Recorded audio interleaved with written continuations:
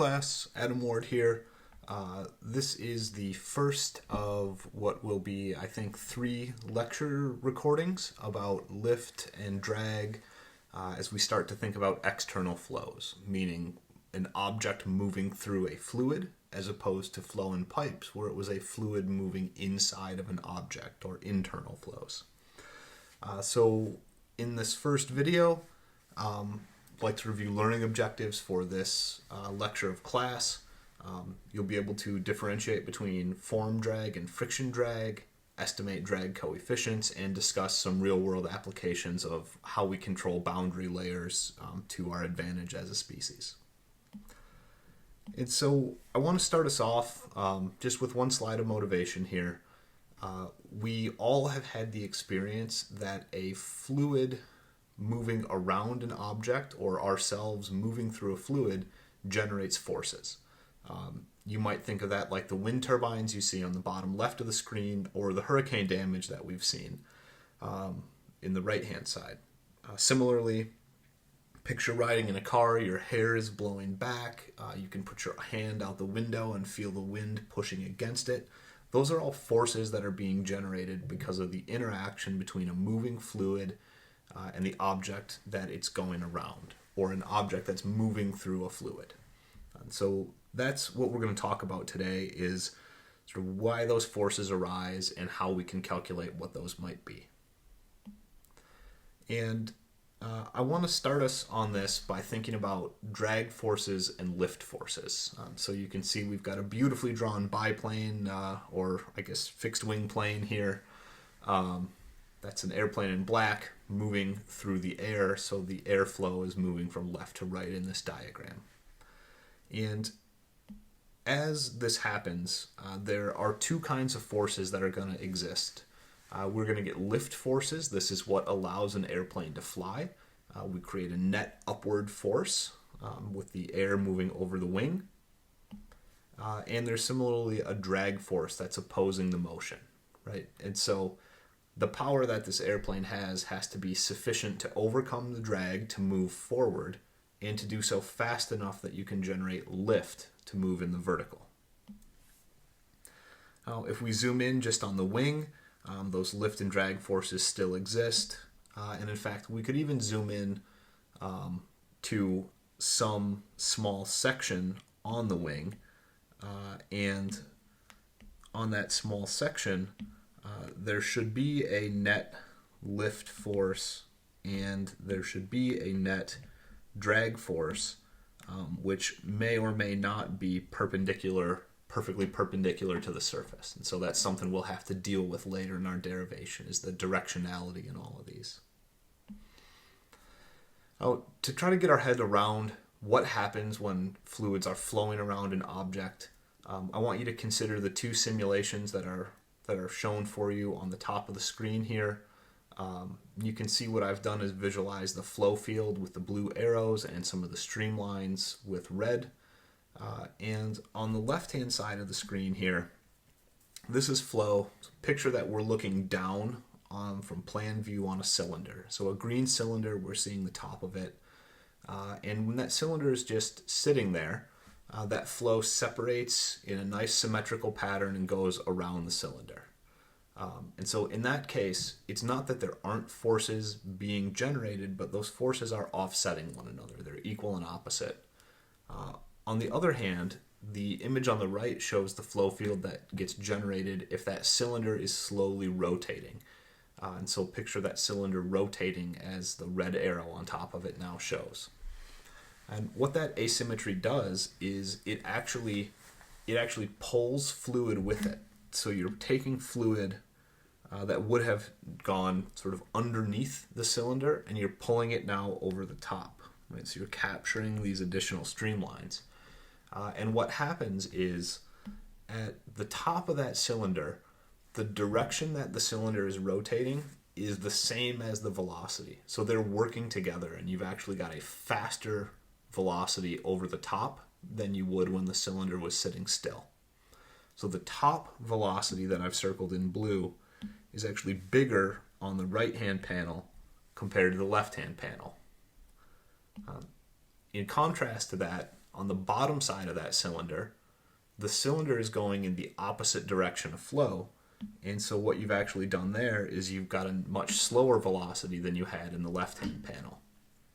And when we change those velocities, the result is a change in pressure. If we think about our Bernoulli equation or an energy equation, we change the velocities, we affect the pressure term of that equation, and you can actually generate net forces here.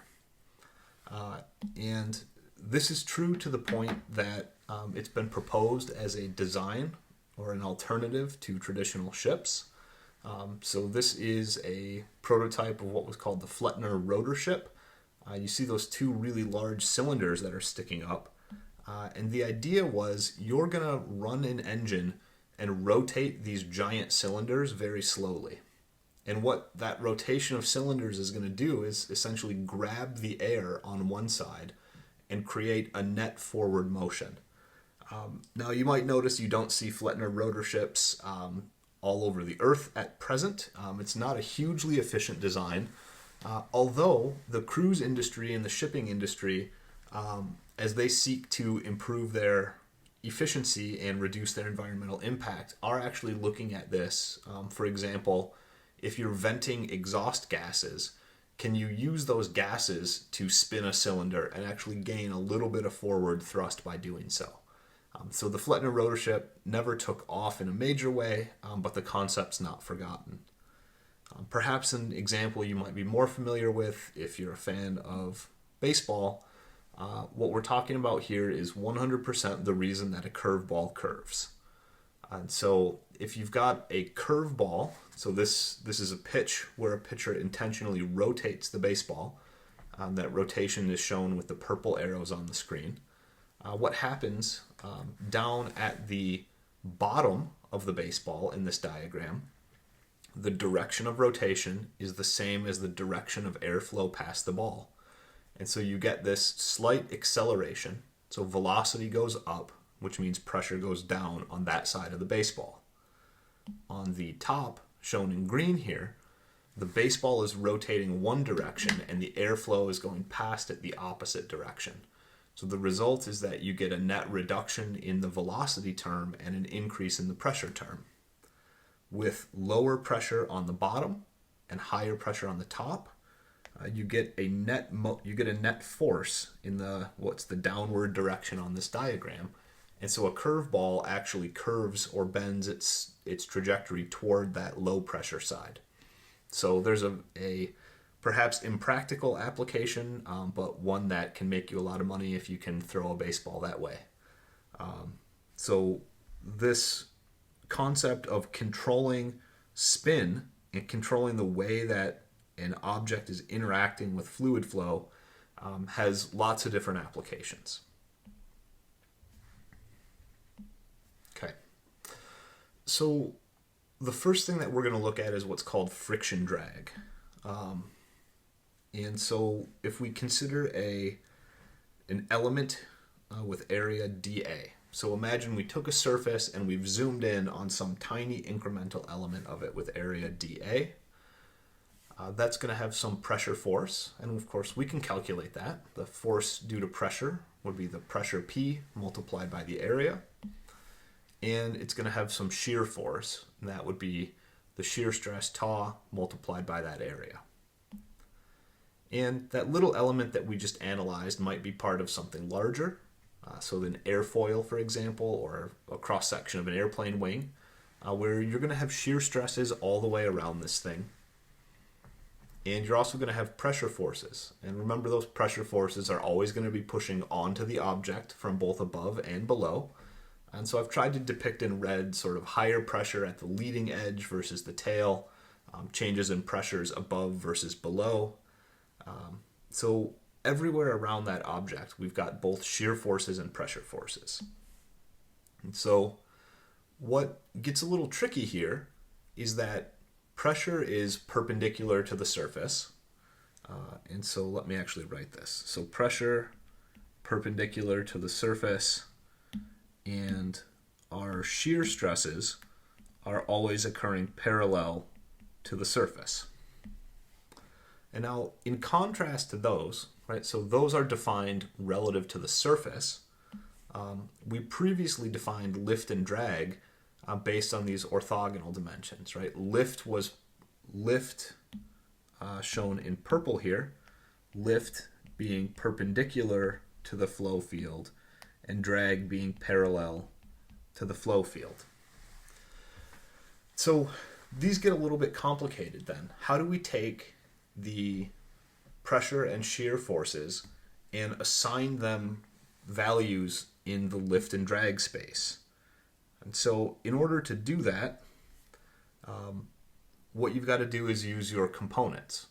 So drag force, we would take the components that are in the drag direction, and for lift force, we take the components that are in the lift direction. So for a complicated shape like this airfoil, you could imagine zooming in at every location. You would figure out what is the angle of that relative to our coordinate system of lift and drag. You'd calculate the pressure forces, calculate the shear forces, and then combine their components. And so for each little increment of area, you could come up with those incremental forces. And it may not then surprise you to say, well, if we know these for an incremental area, we could calculate them for the entire airfoil. We simply integrate over its space, or we add up all of those little components. And so, while it's mathematically simple, in a practical perspective, this isn't great. The key problem here is that shapes are complicated.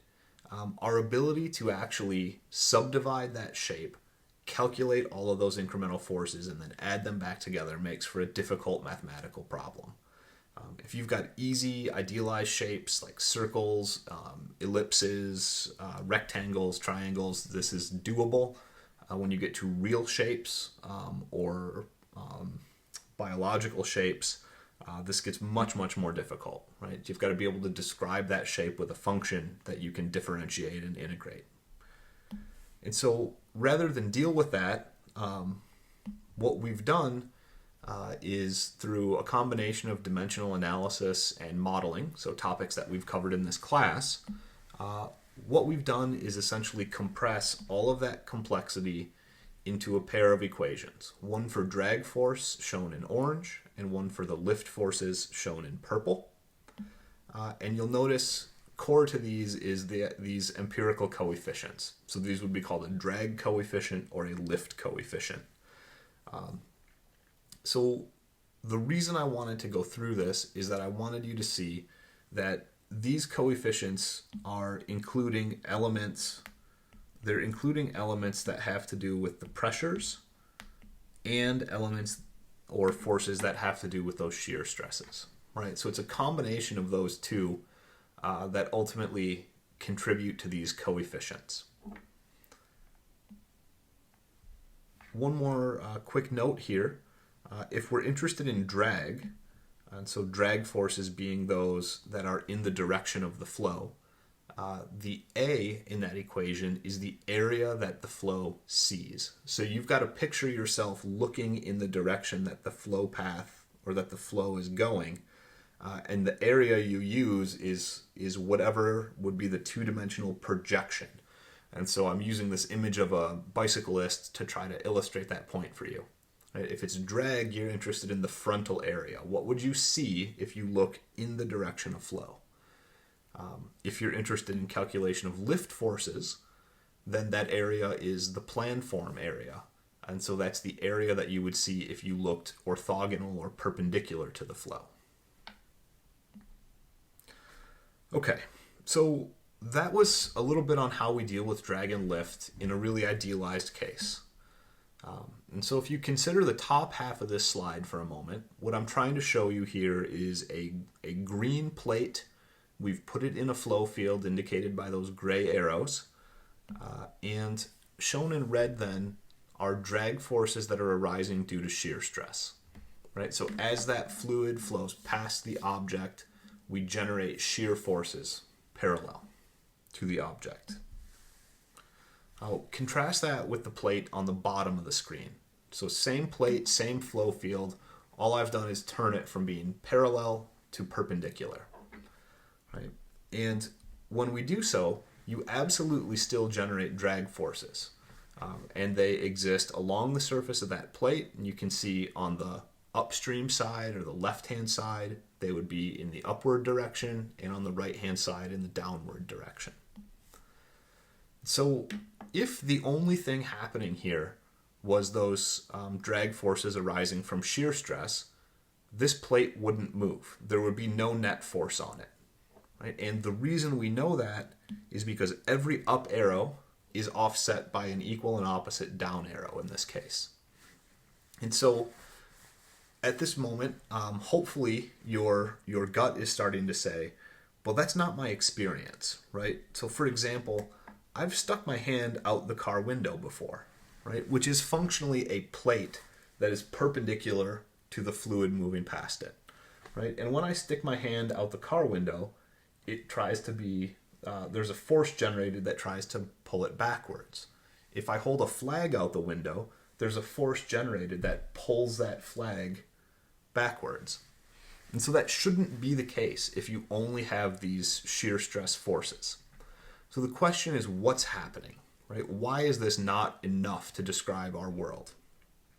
And the answer here is that fluids are non-ideal. And so what I've sketched in here with the orange pen now is the idea of what's called flow separation. So on the upstream side, our flow path does deflect around the object. But on the downstream side, rather than nicely and symmetrically going back to where it was, that flow gets tripped up and you get a turbulent wake that forms behind this object.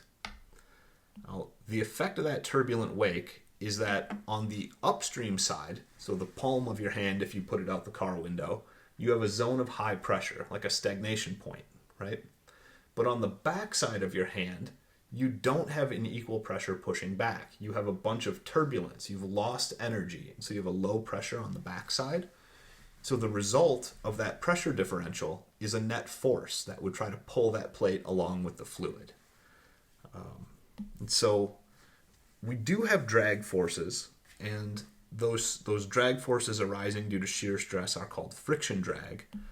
But what I've just sketched for you in orange is what's going to be our next lecture video. It's the idea of form drag.